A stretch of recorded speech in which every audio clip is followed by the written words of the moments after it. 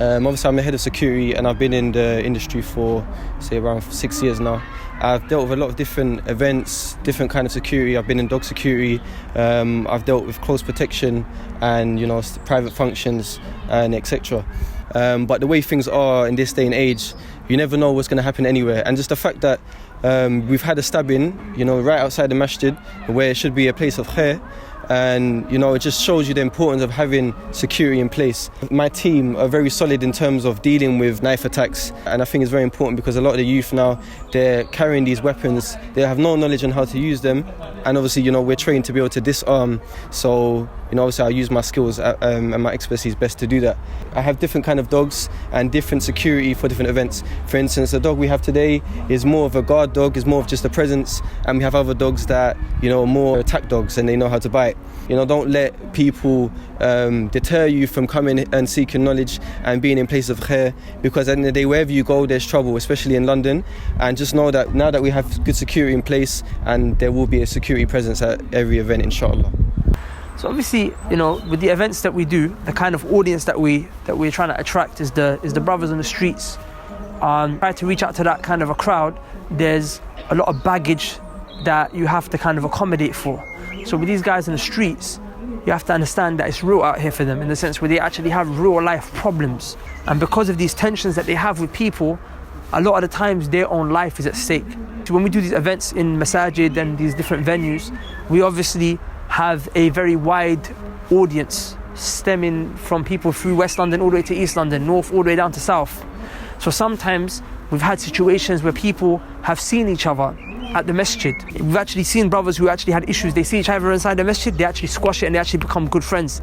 Today we just saw a brother hanging around with another brother, and one of those guys had actually previously pulled out a knife on him outside, but when they were inside the masjid they were cool. But now you got kids who are not even in the masjid, but they hear, oh, this guy's in the masjid right now.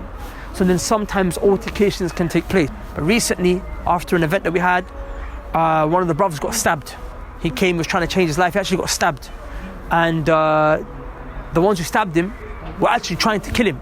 But alhamdulillah, he was in the end saved by the brothers themselves with Allah subhanahu wa ta'ala's permission. Of course, Allah primarily saved him, but Allah used these brothers as a means. But obviously after that, we had to get in touch with Brother Bilal, who's our head of security. We use him for when we do big events and whatnot. We spoke to him, we said, Akhi, look, this is the situation right now. What do you advise? Because obviously he understands these situations better than any of us.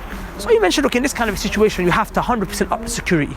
100% up the security. It's not as simple as, just do an event and not have anyone there ever again. Because if anyone does come, try to do something, we have to make sure that we're prepared for the worst. Because in these situations, a life could be lost. Does that make sense? So the way we kind of worked around the situation with the permission of Allah subhanahu wa ta'ala, we said, listen, we're gonna have security in place. When people hear that there's a dog, as the brother mentioned, they're not gonna come.